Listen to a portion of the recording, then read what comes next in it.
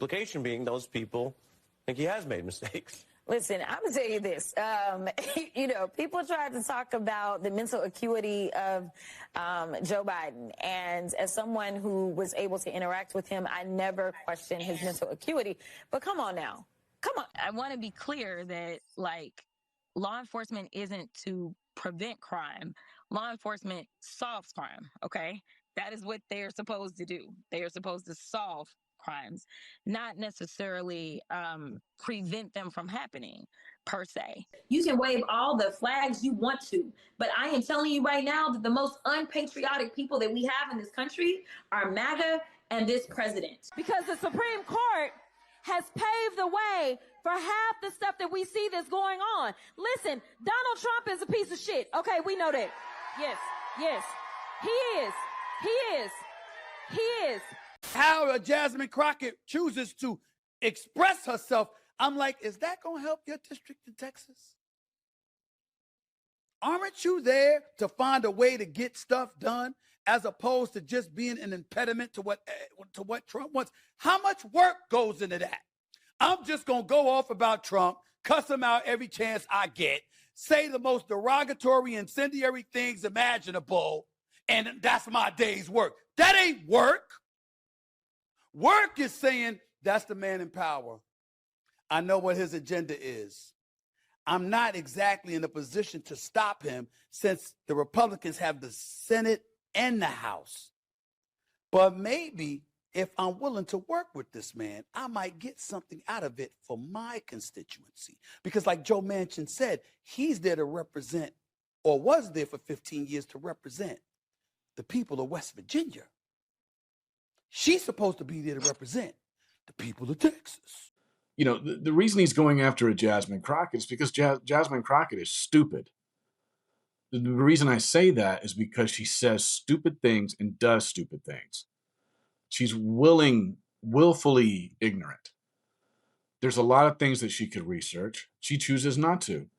Why? Because it's more fun to be incendiary. That gets you more attention. And that's what it's all about for someone like her. That's all she cares about is attention. The rest of it doesn't matter. She's not something special. She's not someone special. And the reason is because she has shown no special qualities. She acts a fool every time she's on camera. And she's only been, quadrupling down on her idiocy. The things that she says, everything in the clip, what she called Governor Greg Abbott of Texas, Governor Hot Wheels. You're saying things to be insightful, and to incite ire upon you. Really, you're trying to get a rise. You're only speaking to your base. It's like when he says, you could go and sit at the table and negotiate. You could very well do that, but you're not going to do that because it's not about getting anything accomplished. It's about keeping that divide, which really has been, kind of the whole point of government for, several decades now. But someone like a Jasmine Crockett, if you're looking to someone like her to kind of be this outlier that, leads the way to a brighter future, you're an idiot. You're only fooling yourself. This woman isn't capable of that. And again, more importantly, has zero interest in trying to be a unifier, trying to make a deal. She couldn't care less about any of that. She's not trying to be that. She could not care less. What she's about is herself. She's in business for herself. And a lot of politicians are on both sides of the aisle. I could call out a lot of them. Jasmine Crockett is not here to bring people together, to lift up Black voices. She's only interested in lifting up her own. She's a fool. She acts a fool. That's who she always has been. There has never really been a time where she has said anything poignant or really anything worth hearing. It's typically ad hominem attacks. And she slips in and out of this, ghetto style voice, she can, be, prim and proper in certain settings, and then the other one she lets loose. And that's fine. I don't care. I think everyone does some, or not everyone, but a lot of people do some version of that. But when you're trying to portray yourself as this professional, very respectful politician, and you get in front of a mic, in front of a camera, and you speak that way, no one is going to respect you.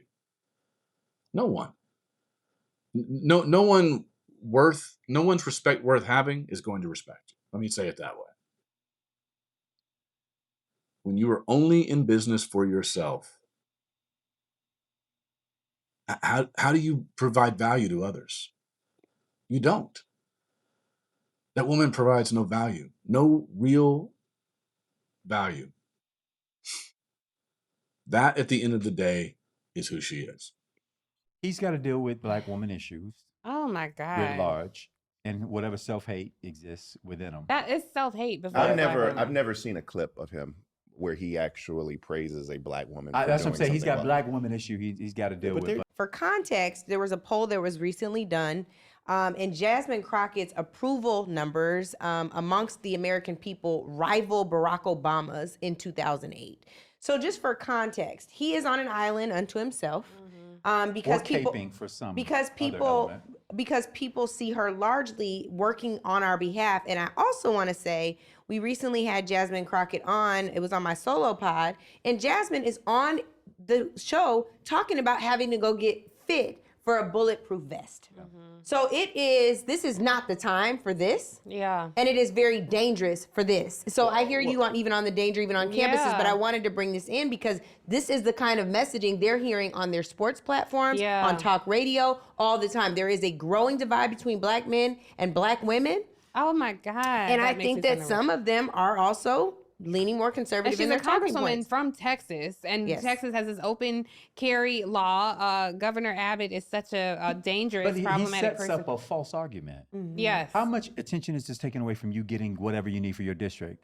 The Republicans control the House of Representatives, Right. the Senate, and the White House. They not letting her get ish for her districts. And so the best she can do right now, not just for her district, but for the country, is to speak up and hold them to account at every single Now- level. Which she does. Are there Black men I that's think that- listening to Stephen A. Bakari? Yeah, of course. I mean, But they would there are take people who that like, and take there are it people who seriously. like, Yes. yeah, For white men. Yeah, and they think I that think they white think men. they You think guys, that it's Jasmine not Crockett just talks white with her men. neck No, I'm not just and saying is too loud and exclusively. snaps her fingers and all that, and they caricature her like he's doing. Yeah. And so my point though is that I didn't like the back and forth with Jasmine Crockett and Nancy Mace or whoever it was, right? But Nancy Mace is the one that got violent. She was the one that said, let's take it outside. I know them both very Marjorie well. Taylor Greene. I know them Yeah. both very well, and that just because I was in They the attacked legislature, so her. I look at that totally different. However, I will tell you that there is a through line between the Ice Cubes and the Jason Whitlocks and the Stephen A. Smiths, and these individuals, and Ice Cube may be slightly different than the other two, Slightly, but yes. these individuals have been around since we have been on this freedom struggle. There have always been individuals out there which exhibit behaviors of charlatans who utilize, some people are in it for the change and some people are in it for the change, right? And I think that that's indicative. And they find the easiest path to the front of the line. And Stephen A. Smith is someone who doesn't have the depth to talk about House oversight or the appropriations process, right? And how you're able to bring resources back to your community or what Jasmine is doing. So he rather lampoon her or instead of having a constructive conversation.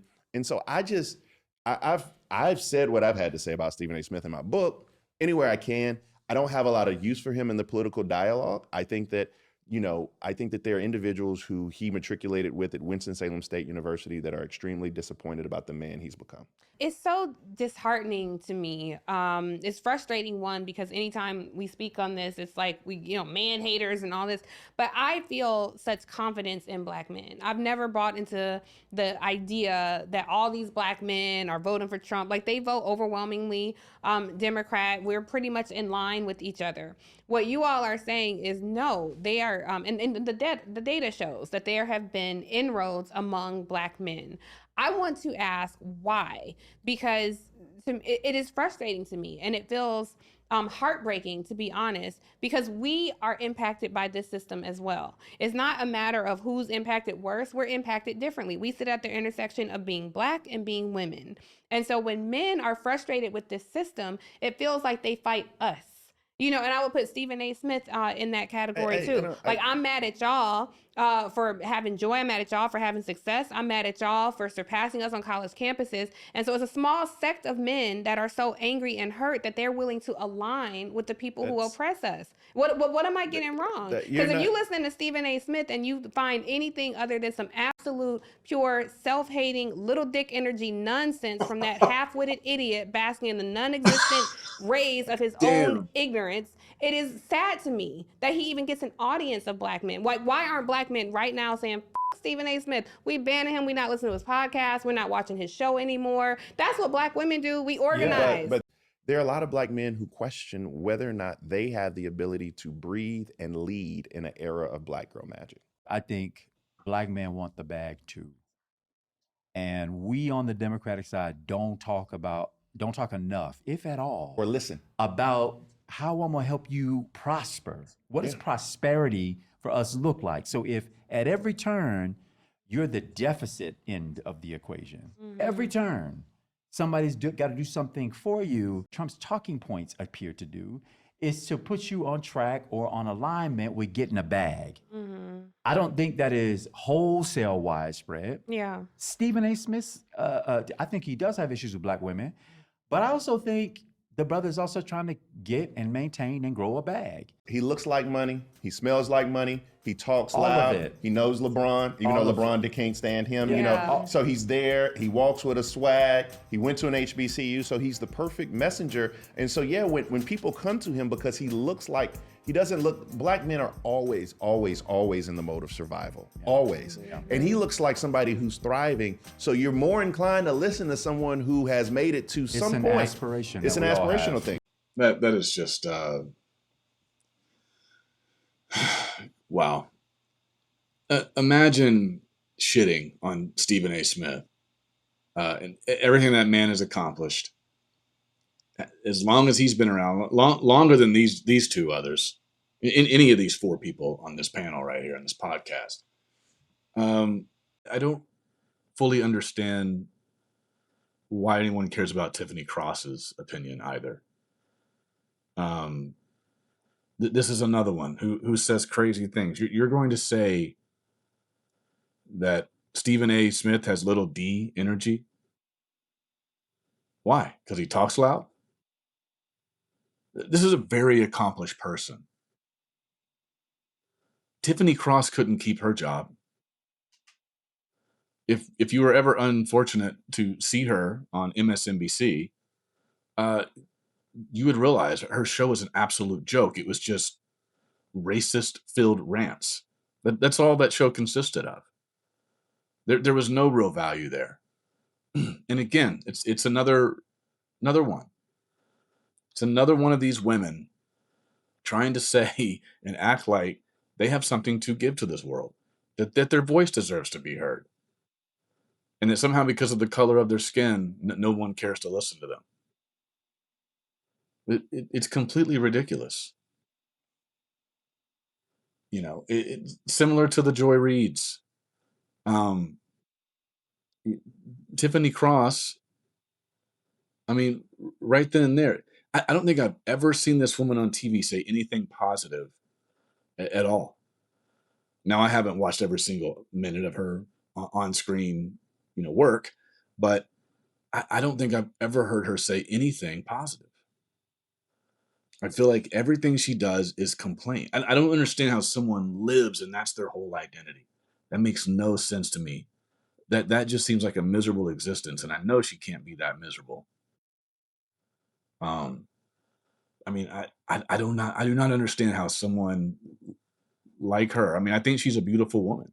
I think she probably does have a lot that she could give, and I think that she really could give value, to say the least. But I don't think you would ever see it. I think the mind is just too warped. It's too scrambled into thinking, woe is me because I'm a black woman and the world doesn't care about black women. And I think that's ultimately what her full-time mindset is. But she's never positive, never. And every time she's on air, it's something. Like here she is attacking Stephen A. Smith because of some things that he said that really make sense for someone like a Jasmine Crockett to do. But no, you don't see that as a good idea to try and sit down with President Trump. And I'm not even going to get started on Bakari Sellers. I don't want to take all that time. That's another clown. But you can listen to some of the things he says in here. Even though I do kind of stand up for what he's saying, that there are some black men that are just worn out. Worn out from listening to black women berate them all the time and say how they should be standing up and, canceling this and canceling this person. Absolute nonsense. You know good and well I wouldn't vote for Mom Donnie. I wouldn't vote for AOC. I don't like the way Jasmine Crockett is talking. I don't think that helps the Democratic Party.